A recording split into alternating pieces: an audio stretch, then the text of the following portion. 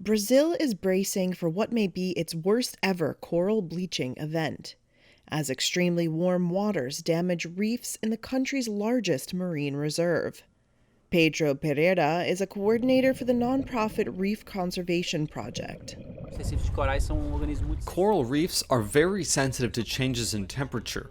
We've recorded temperatures of up to 33 degrees here in the region, and any small temperature variation already affects the metabolism and causes this bleaching of the corals, which consequently causes, unfortunately, the death of a large number of these species. Sea temperatures have smashed records in the last year as climate change intensifies the El Nino phenomenon that normally warms the globe every 6 or 7 years. The world's corals are now suffering a fourth mass bleaching event in 3 decades. Some had hoped Brazil's reefs would be spared as they were during previous events. But huge swaths of corals have turned bone white along Brazil's vast Atlantic coastline, including the 75-mile marine park called Coral Coast.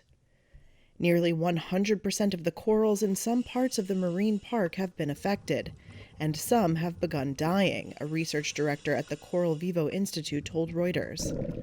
And the issue is threatening the region's tourism and fishing revenues.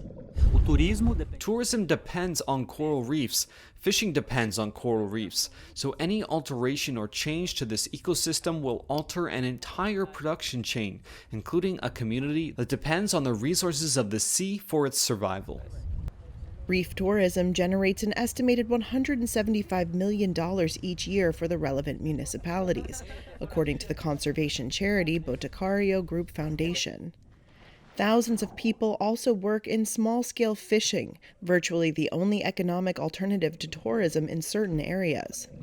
This year, the catch for octopus, fish, and prawns have all declined, according to a Coral Coast fisherman who spoke to Reuters.